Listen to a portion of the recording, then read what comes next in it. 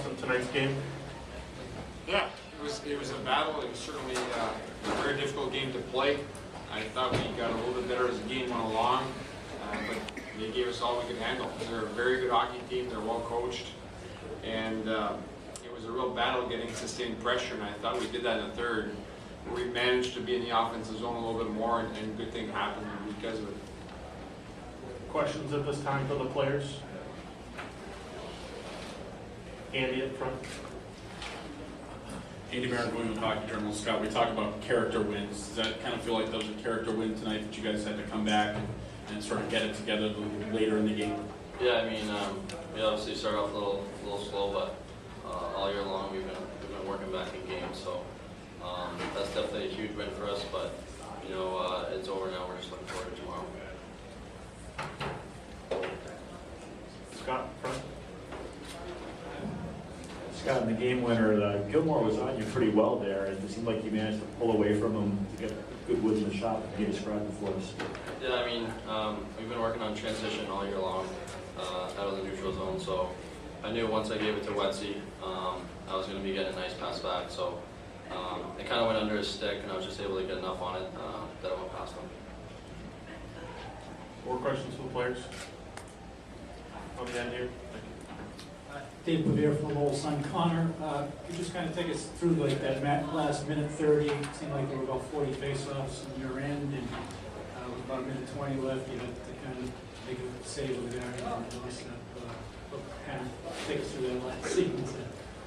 Yeah, there was a lot of face-offs in the end, but I would say it was just a hectic battle that our guys really played the best for. We had everyone buying in, everyone was blocking shots, and I think that's what helped us win that last minute. Dave in front.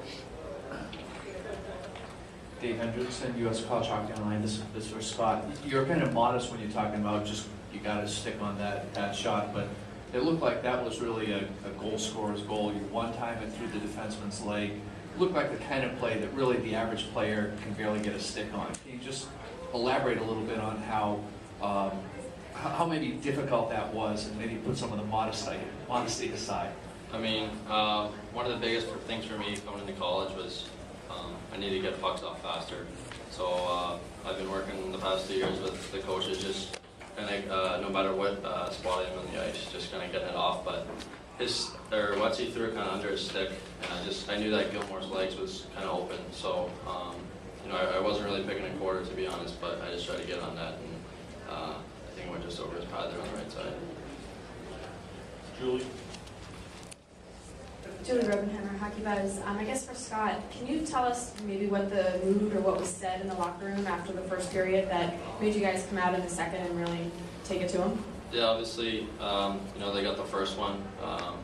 Going into the game, we really wanted to get the first one. But Wetsy, you know, and the coaches have done a great job just keeping us positive on the bench all year long. We've come back from a goal before in a couple games this year, so you know, we weren't really stressed out too much. You know, we really just wanted to get back to our game and have good habits, so it came through for us. Any final questions from the players? Scott in front. Scott McGough from College Hockey News. Scott, you haven't played with Riley Wetmore as much this year as you did last year, but does that chemistry, when you're out there in a situation like that, does that come back right away? Is there anything that maybe is missing when you're not playing with them as much? You mean, I play with them on the power play, so I mean, that helps a lot, so I'm with them out in practice sometimes, but we've really had a balanced lineup all year. All the guys have been playing great, so it's kind of, the chemistry is between, you know, all 12 guys. It's not necessarily just 3 guys, but you know, I know what he can do, so when I'm out there, I just try and just get open for him. One final question for the players, Andy. Connor, this was your first chance to get a game in you know, this stage, in this arena, with this kind of crowd.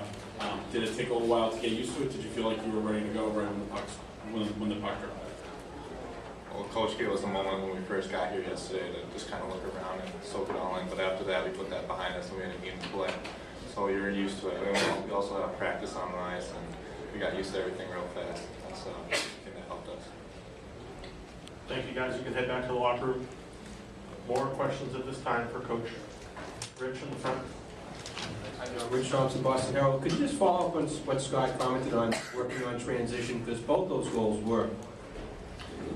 Yeah, it's been an emphasis really since Christmas that we didn't feel we were scoring enough goals 5-on-5, and the transition was a big piece of that. So fortunately for us, we were able to transition a little quicker, and it's part of the how we solve things today. I didn't think we were penetrating or sustaining any pressure in the first period and a half. And as the game went along, because of that transition, we were able to maybe have 2 or 3 shifts back to back of sustained pressure, and that's a key against a good team.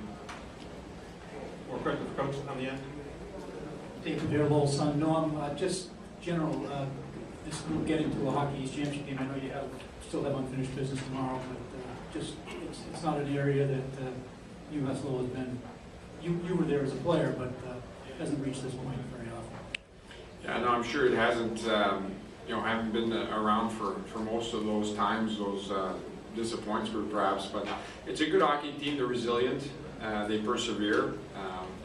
I like their no-quit attitude. It's been there all year, so it's very rewarding to see the kids that they leave it on the ice regardless. And really, the only thing I asked of them between the second and third period is that they leave it on the ice. And I felt if we did that, we'd give ourselves an opportunity at success, and we did. The fans were terrific. I thought that the fans from Lowell, and you saw blue shirts all over, but you heard them. And it was a real lift for the club. I think we got contributions from a lot of different people. AJ White scoring his 2nd goal of the year. Obviously, that's a big, big goal when you can start the 3rd period with an energy boost of a goal for, especially when you're trying to get back into things. So I knew right then and there that we'd have a good opportunity to win the game as soon as they scored that goal, and it was great to see. On the end, yeah?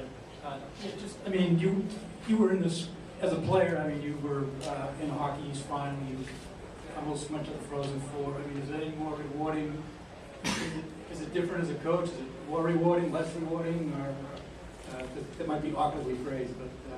Yeah, no, not really. It's just different. I'm so proud for the kids, proud of the kids, and happy for them that it's a different feeling. When you're there as a player, I don't think you appreciate it as much.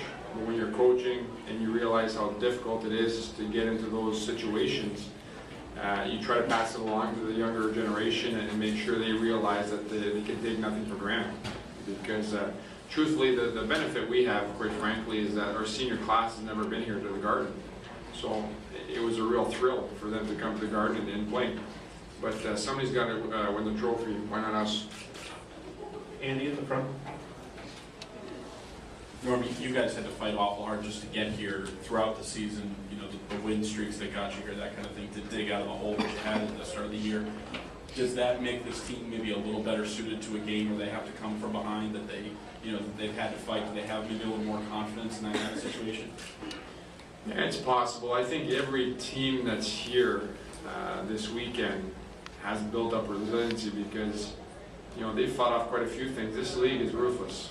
And you could take the 2 teams that didn't make it into the playoffs and they could give anybody a good game. It's so strong parity-wise. And there's no question in my mind that these kids have built up, a certain resiliency to setbacks. So instead of moaning about it, we take it as a challenge and we try to overcome it. One final question for Norm in front, Dave. Dave Hendrickson, U.S. College Hockey Online. You mentioned that A.J. White's goal was only his 2nd of the year. On the other side, Rooney's goal was his 1st of the year.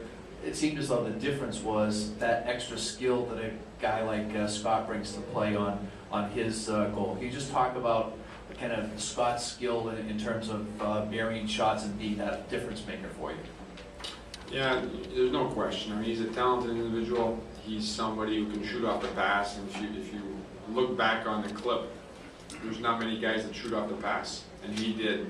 And we're certainly excited about his development. I honestly don't think that was his best game by any means. I think our team can play better, and we'll have to tomorrow, because I thought when you start off a little slow, it sometimes doesn't give you an opportunity at success later on in the game. But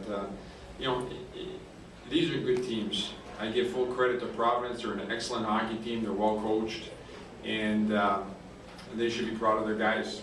And sometimes it gets you out of your structure because the other team's playing so well. Coach, thank you.